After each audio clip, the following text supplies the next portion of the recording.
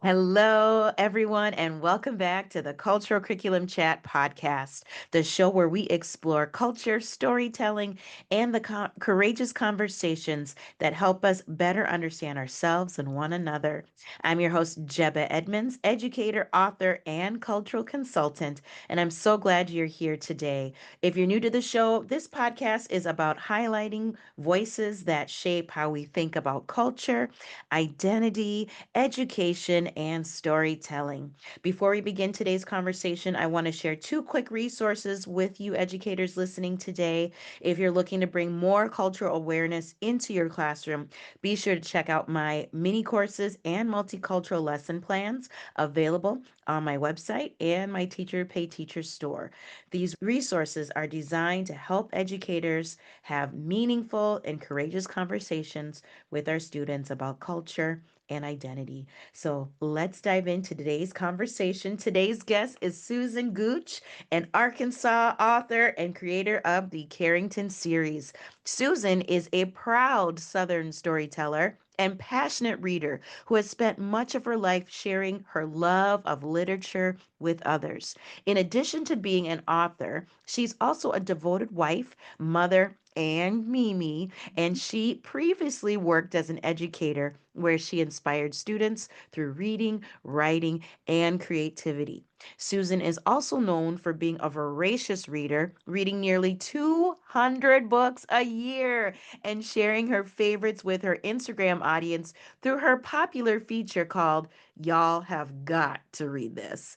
So today we're talking about storytelling, the power of reading, and how our lived experiences shape the stories we tell. Susan, welcome to the show. Thank you. Thank you so much for having me. I'm excited to be here and to talk about all my favorite things, reading and writing.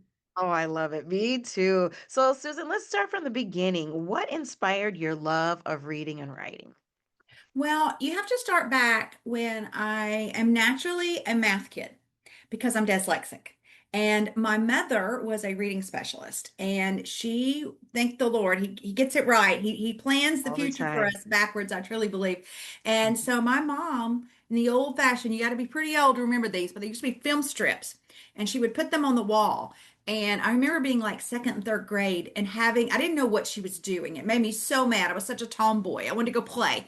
But I had to read. I had to read those things on the film strips, and she would slowly and then faster and faster. And I built that fluency, and I learned to read. And it wasn't a quick turnaround.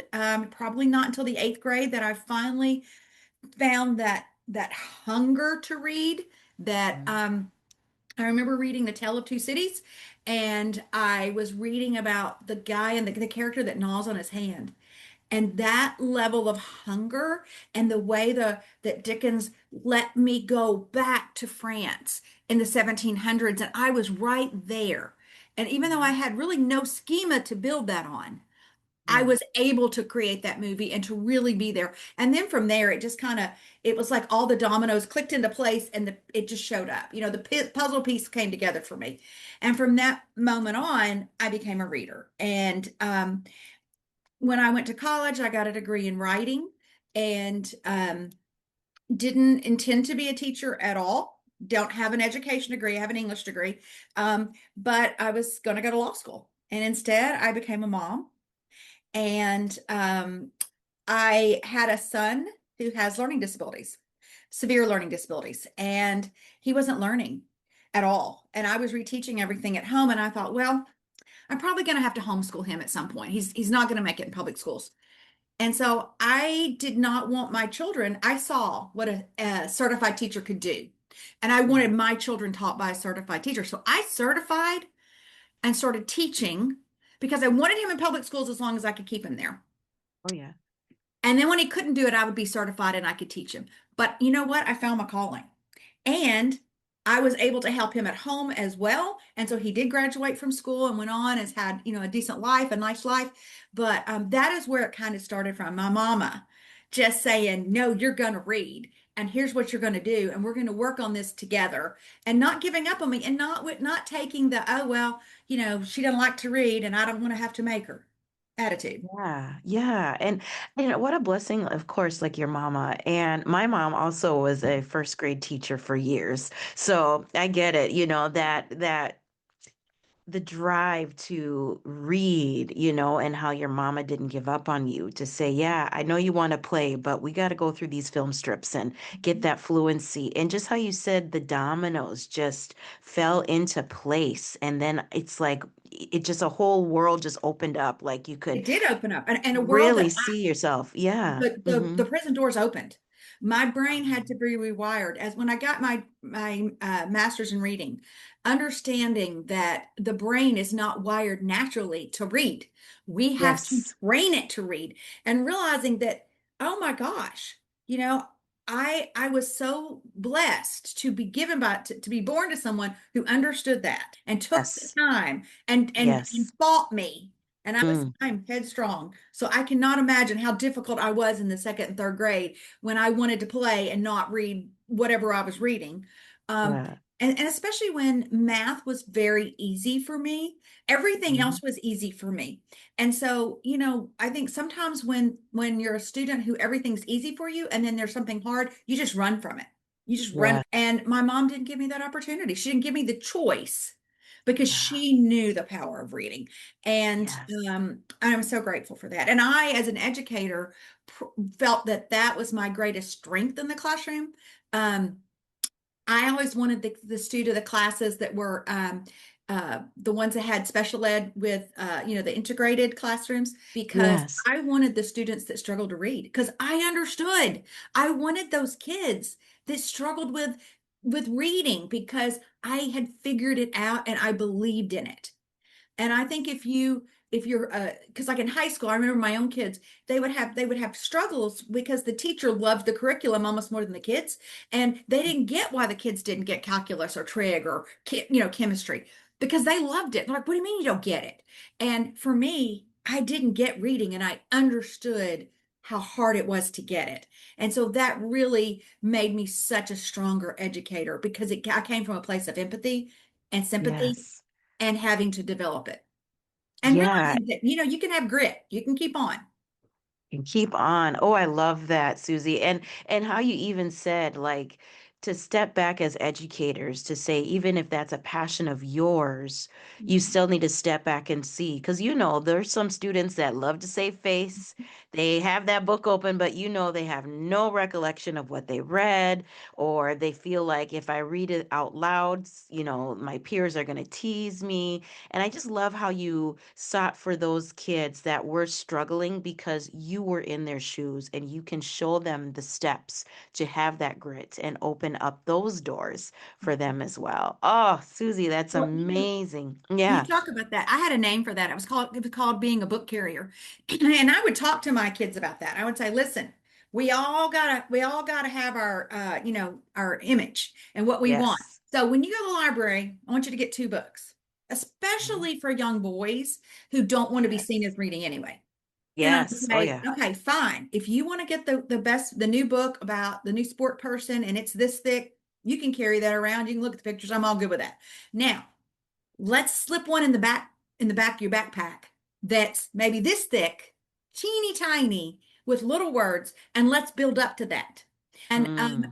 I agree with you. I think that for me, I learned I would do lunch bunches where I would invite kids in to eat with me and they would get snack like a treat that and it had to be educational. Okay, we live in the world where it's Mhm. all going to be tied to a lesson plan.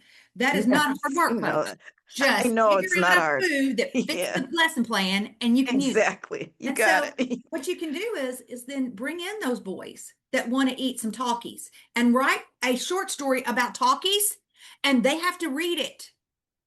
Done. And Yeah, then it's not that boom, and complicated. then now Yeah. you're front loading for your, because you may want to have them write something later, a week or two later.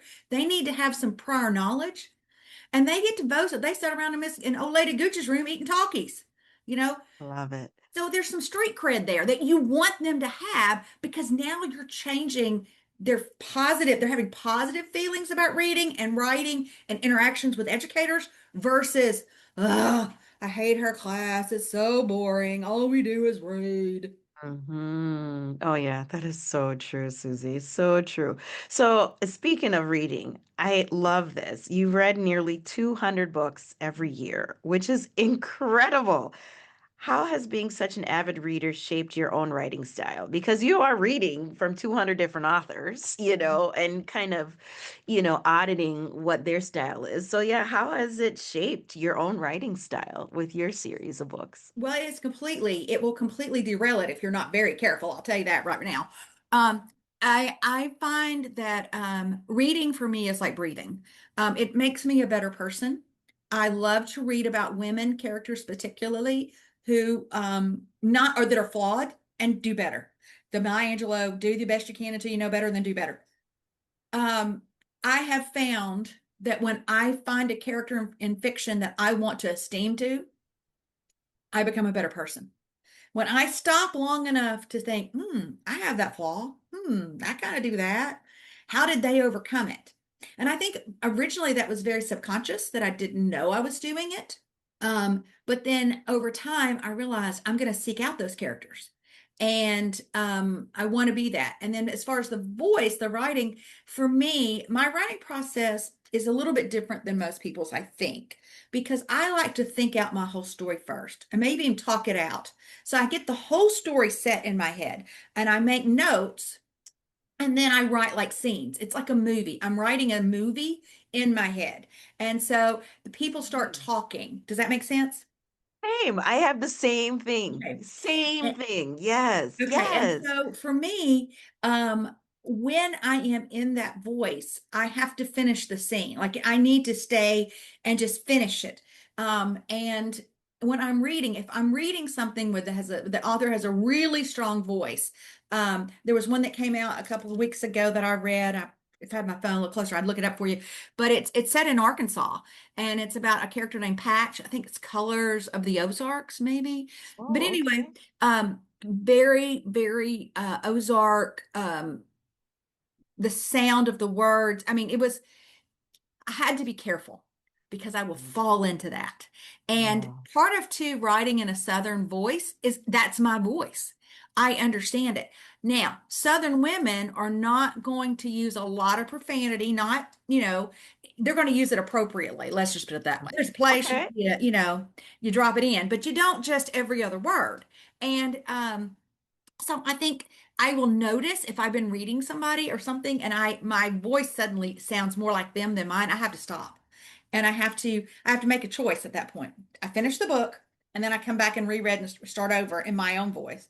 Or I just put, and I don't like to not finish books. I'm a real big I thought about doing a video series on like how do you not finish books? And my advice is, and I don't know if you've ever done this, and I used to tell my students this, and it works, because they would get like halfway through a book and they want to abandon it. I'm like, no, no, no, no, no, no, no, no. You got too much time in this, okay? It's like going to marriage therapy. You don't throw a marriage away just because after 20 years it falls apart. You try to work on it a little bit. So I'd say we're going to go and we're going to read backwards. So we're going to read the last chapter and the next to the last chapter, until we get some questions and some interest in the book again. And if nothing else, because to me, for my classroom, not necessarily for me, but for my classroom, 70% of the book was counted as read. Okay. Because Mm, 70's passing. And sometimes, if all I could get was 70% of the book, that was 70% more than I would have got out of them. mhm. I would teach them read backwards. And I have found that has actually slipped into my television watching. I love to watch series. With COVID, I got my husband and I got into series. And I'm terrible. I will sneak. He'll go, don't do it. I will sneak and watch the last episode because I want to, before I go 10 episodes, I want to make sure you know what I'm saying? I'm liking it. Yes, yes. I don't want to invest 10 hours of my life and then I get to the end and I hated the ending. So, but I think that was with students too. And I don't even know if I'm on topic anymore. I'm It's sorry. all good. I love it. Don't get me started with Lost because I'm still Mhm. upset about that See, if you'd watched the series. last episode, would you have invested all that? No. No. But Yeah. that's such a great strategy of like, you're almost there. And those students are just sitting there like, it's so boring. It's like, just hang on, keep going. It's like you're over halfway there. Just like you're so close. Don't give up. And you're right. When for me, if I stop in the middle of a book, and I'm disinterested, I'm never going back to it. So for me, it's like I have to sit and just power through. Like you said, you got to power through and see what the ending is. And sometimes the ending really does surprise you that you go, oh my goodness, if I gave up, I would have never known this big plot twist, and things like that. Oh, I love that. And just how you even said being a Southern storyteller, Mhm. using your culture down there, and just how you said the verbiage, the vernacular, Yeah. and also trying to, make yourself with your own author voice, not watered into other authors. That's really important because of how many books you have read. You don't want to feel like you're mimicking somebody else, because you are your true voice, you are your true self. And that is just so just really cool to share with our audience, because for those aspiring writers, some of them feel like, oh, I'm not good enough because I've read all these authors and now I'm comparing myself because I don't feel like I have their style. But I love how you shared you have your own true style in your writing. Oh, that is so nice. So let's talk about your Carrington series with Southern culture. How does that influence? Yes, yes, let's share the book. I'm going to put your information in our show notes. Tell us more about the Carrington series. Yes. Well, I moved to this little town in Arkansas 25 years ago from London, England. We were at a point in my marriage where we were moving every couple of years, and we had lived all over the world, and we moved here. Um, and I just fell in love with this little town. Has the best quality of life. It has the best public schools. It has a great community. It has great little shopping. It has just good people, just good Oh, people. And oh, I raised my kids here. My kids have all come back from college and they've raised their kids here. And my nice. parents have moved here. And so it has provided for me this beautiful backdrop that I know. So in my book, I really do believe in that concept. As a teacher, I would always say, write what you know, because you know some things about and that they all knew things that I knew nothing about, but that we all live with that belief of imposter syndrome that I don't know anything and everybody's better than me. And so here's what I knew. I knew what it was like to live in a small town. I knew what it was like to be a member of a country club and have a social, lot of philanthropy and a lot of older women. Because we had, at the time when I first moved here, there was about 8 to 10 older women that really did run the show. And I mean, mayors may think they're in charge of cities. Ha! Not in small towns. It is run by old women. And so I decided to set it in my hometown. And I I will tell you that the story came about in my head during one of our end of year testings in 2012. It was the year that they decided no one could sit down. The teachers could never sit down. You could not take any notes. You couldn't write anything. You couldn't do anything but watch the children. Now, I don't know if you've ever spent 4 or 5 days watching children take tests. Yeah. But your mind just goes blah, blah, blah, blah, blah. And so Yes. somewhere walking around that classroom, looking at the children, smiling and saying, keep working, which is all you're Going. going to say, Yeah. the story came to me. It just came to me. And I started thinking this story up because you know what? They can't control your thoughts during those No, tests. they can't. And Mm-mm. the story just started. I saw Poppy, I saw the country club, I saw her walking in and seeing them together, Poppy, seeing Taylor sing Poppy and Bennett together. And the story just started. And I'm walking around in silence, looking at the shoulder, but in my head, there's this movie plan. And over the Oh, next 4 days, after school was over, I'd go write all my things down. Next day, I'd pick the story back up and do it again. And so that summer, my daughter was in Europe and I was missing her. And so I decided I would write this book while she was gone. And I wrote it for me. I did not write this book to be published. It was my third book to write, and the first two were all for me. Um, and as I would finish a chapter, I would send it to her because that was our way of communicating back and forth. She was in law school in Cambridge. And your summer was over, totally forgot about it. Didn't do anything with it. And then years later, 2023, I'm on a trip. Some of my girlfriends were trying to find a book to read, can't find anything. I said, y'all, I wrote a book better than this. And so that imposter syndrome, like I assume that every book out there is going to be better than the one I wrote. And so I did. I pulled it up and I said, "Here, it's in my email," because I'd sent it the email. They all start reading it in the airport and they're like, "Sis, this is good. You got to do something with it." So I took that and I took it. I knew I had to change it because social media was different from in 2023 than in 2012. But I knew those characters and I had lived with those characters. And I had been a teacher. Taylor's a teacher. So for me, that is really important, is to start from what you know. And in fact, I'm working on something right now about a situation I don't know a lot about, and I'm having to spend a lot of time in research. I mean, a lot of time in research Oh yeah. Oh yeah. to educate myself. And even with Yes. that, I told my husband this morning earlier, I was like, I don't know if I can write this story because I don't know, I haven't lived that. Yes. Oh, that is so important. Write what you know. That's like the biggest hurdle as authors and aspiring authors are just like, I don't know. And then I do research, and then you still have that in the back of your mind. But I honestly, firmly believe it's on your heart. It's meant for the world to see and read in those scenes. Oh my gosh, Susie, I could talk to you all day. This is just so juicy. I love it. And I love that advice. Just write what you know, and just, yeah, because you're right. There's so many books out there by authors, and you can sit there and go, yeah, I can do it. There's a better story out there, and I have that story in my heart. And I'm gonna, share this with the world. That is awesome. Just love that.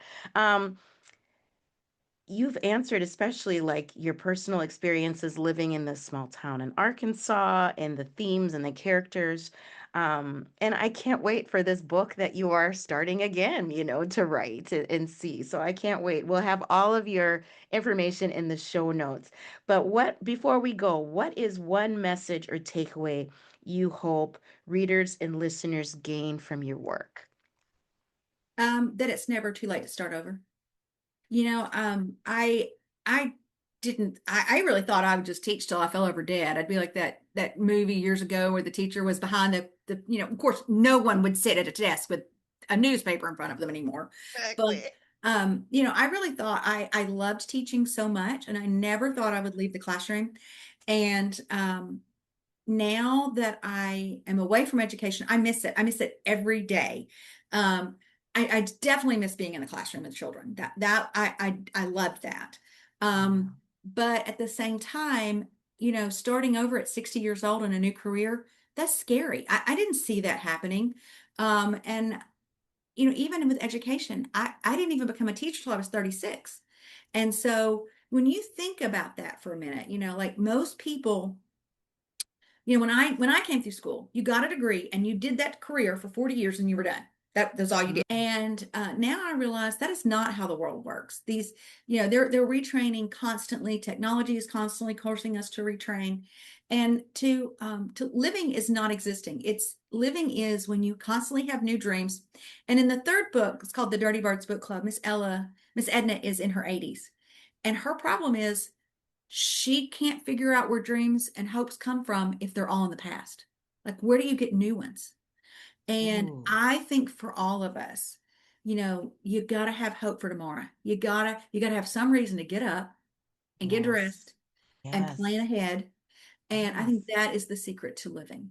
Oh yes, that purpose-driven life, you can't just sit and regret, but like you said too, you can always shift and I always say pivot, like retrain because yeah, I left the classroom at oh my goodness, in 2022, so at 42, but I had, changed up in 2020 on my 40th birthday to start a business. But I do. I'm right there with you. I miss the students. I miss the classroom, but I would have really felt something was missing, of this impact that I have of sharing with other authors around the world and change makers throughout the world than if I stayed in those four walls with my, 30 some fifth graders. So it's awesome to see that change and that shift, and oh, I love that. So, Susie, where can our listeners and followers and viewers find this Carrington series and the future Dirty Okay. Birds Club? Yeah. So, the Carrington Affairs and the Non-Negotiable, which are the first two books in the series,